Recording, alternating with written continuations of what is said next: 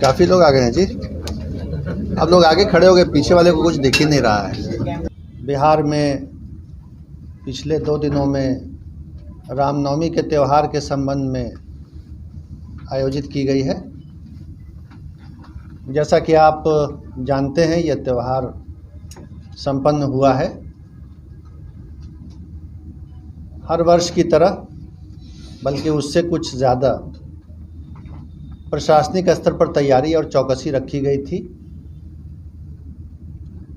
रामनवमी के त्यौहार के लगभग 1 सप्ताह पहले राज्य के मुख्य सचिव, डीजीपी साहब, अपर मुख्य सचिव गृह विभाग और पुलिस के वरीय अधिकारियों के द्वारा वीडियो कॉन्फ्रेंस के माध्यम से राज्य के सभी जिला पदाधिकारी, पुलिस अधीक्षक, वरीय पुलिस अधीक्षक, रेंज के आईजी और डीआईजी और डिविजनल कमिश्नर के साथ वीडियो कॉन्फ्रेंस करके मुख्यालय से उनके साथ निर्देश भी उनको दिए गए थे और उनके द्वारा की गई तैयारी, बंदोबस्त की समीक्षा भी की गई थी। इंटेलिजेंस जो था वो भी शेयर किया गया था पिछले वर्षों की घटनाओं के आधार पर, और पुलिस और मजिस्ट्रेट की तैनाती की पर्याप्त व्यवस्था इस अवसर पर की गई सभी ज़िलों में।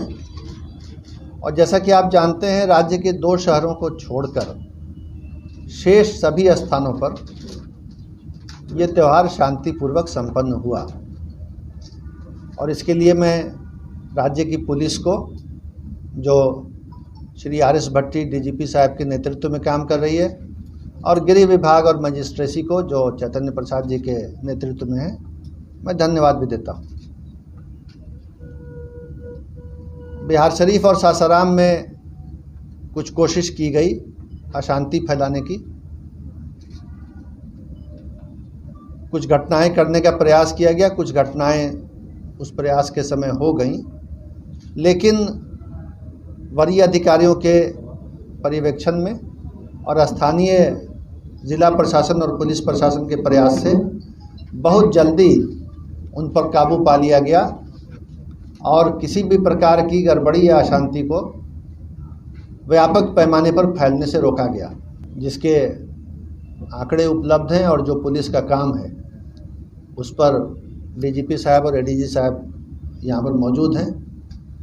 तो मैं उनसे अनुरोध करूँगा कि उस पर आपको संबोधित करना चाहेंगे।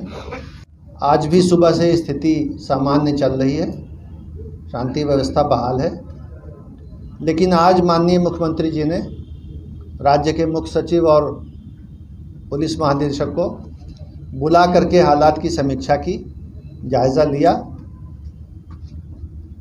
तथ्यों से वे अवगत हुए और मुख्य सचिव और डीजीपी को निर्देश दिया, और हम दोनों के माध्यम से, इन दोनों अधिकारियों के माध्यम से राज्य के पूरे जिला प्रशासन और पुलिस प्रशासन को निर्देश दिया कि हर कीमत पर शांति व्यवस्था बहाल रखी जाए, विधि व्यवस्था बनाई रखी जाए।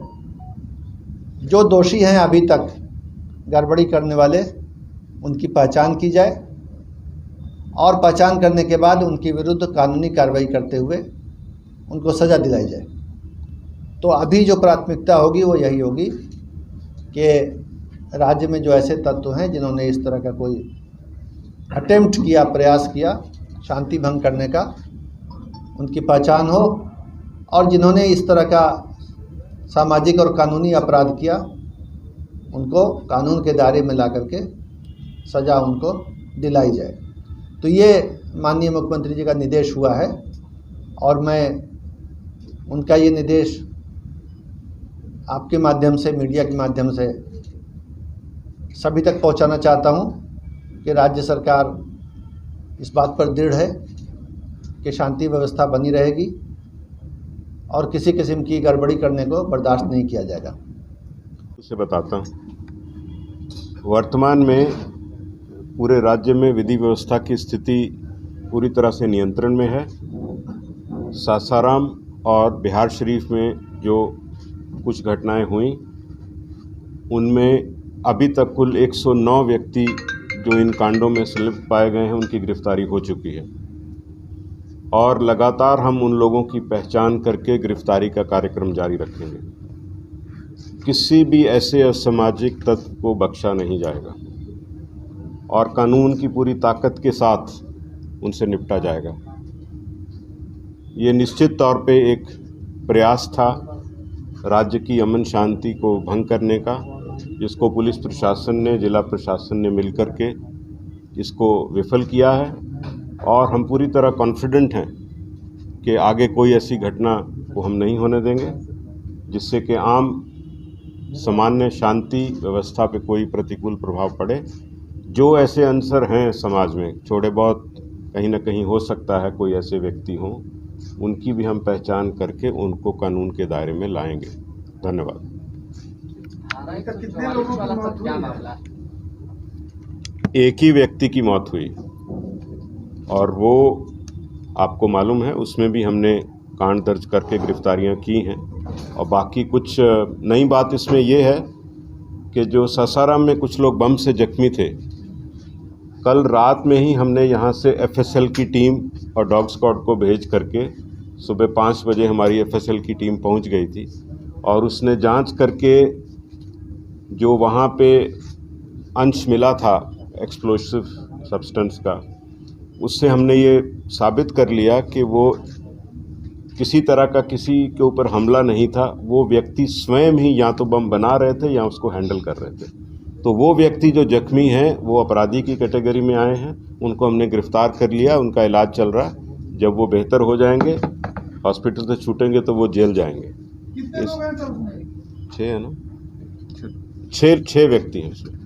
सर, सासाराम में आधिकारिक तौर पे धारा 144 लगी थी कि नहीं, इस पे भी काफी ज्यादा चर्चा हुआ। स्थानीय प्रश्न आप स्थानीय प्रशासन से पूछे, हम लोग आपको कुल ओवरऑल व्यू दे रहे हैं और आश्वस्त कर रहे हैं आम जन को आपके माध्यम से कि पूरी तरह स्थिति नियंत्रण में।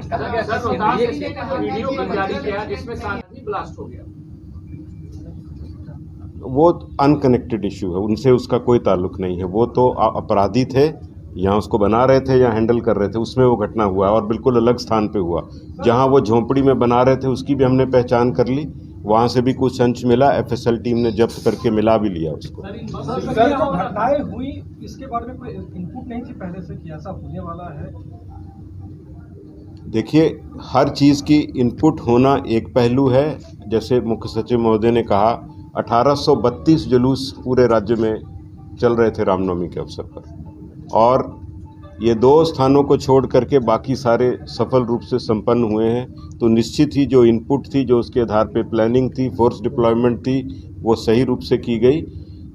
कई बार कुछ मौके पे कुछ ऐसा होता है तो उसके आधार पर, वो भी प्रयास था, बहुत तुरंत प्रशासन ने कार्रवाई की है और उसको नियंत्रित किया है। सर, नालंदा मुख्यमंत्री जी का गृह जिला है, इसके बावजूद भी वहाँ पे पुलिस के सामने में देखा गया कि पथराव होते हुए, हिंसा होते हुए, तो क्या पुलिस मोटी बात आपको बता दिया, कमी है क्या सर? मुख्यमंत्री जी ने कहा था कि नेचुरल इंसिडेंट नहीं है, जो भी हुआ है, तो क्या आप लोग के पास कोई ऐसा इनपुट आया है कि इसके पीछे एक साजिश, उन्होंने इशारा किया कि साजिश किसी ने रचा है? कांडों में बिल्कुल निष्पक्ष और ठोस अनुसंधान होगा। जहाँ जहाँ भी ऐसी कोई व्यक्ति इसके पीछे अगर हैं, उनको एक्सपोज करके कानून के दायरे में लाया जाएगा। अब Sir, how many additional forces have been deployed for these, festivities and all these? And second thing, sir, is there any additional paramilitary forces which were asked by? सो रामनवमी के अवसर पर हर वर्ष कुछ अतिरिक्त बल, केंद्रीय बल मांग किए जाते हैं। उसी के तहत इस बार भी कुछ मांग किए गए हैं और ये घटना के बाद भी हमने कुछ कल रात्रि में भी मांग की थी। उसमें हमको 4 कंपनी और बल मिला है देर रात्रि में, जो आज दिन में पहुंच गया है। सर, क्या बिहार पुलिस सोशल मीडिया पर भी? आपने एक और बात पूछा था। I just asked him, was there any specific additional demand from the state government? नहीं, सामान्य जो हम हर रामनवमी के पर्व के समय पे करते हैं उसी रूप में था। एडिशनल इस घटना होने के बाद हमने कुछ कंपनी मांगी, उसमें 4 रात में मिली। Sir, today we were informed by the Union Home Ministry that additional paramilitary forces have been, asked or required by the state government, which we are sending. वो 4 कंपनीज उसमें हैं जो कल जो कल रात का जो हमने रिक्विजिशन किया था उसमें 4 कंपनी उन्होंने भेजी है जो आज दिन में पहुंची। सर एक वीडियो कल पटना के मनेर शरीफ का भी आया था सामने, उस सब पे कार्रवाई होगा, आप निश्चिंत रहें। एक एक वीडियो का एनालिसिस और कार्रवाई होगा। सर क्या ऑर्गेनाइजर्स ने परमिशन दिया था, क्या उनकी भी जांच होगी कि जो सब चीज की जांच होगी, कोई बख्शा नहीं जाएगा, आप देखते जाइए। बिना लाइसेंस के कोई जुलूस थे क्या, जो कि was there any जुलूस which was without license? I mean, they were taking out नहीं, the सब जुलूस को विधिवत लाइसेंस और उसमें निर्धारित शर्तें होती हैं लाइसेंस की, उसके तहत हैं।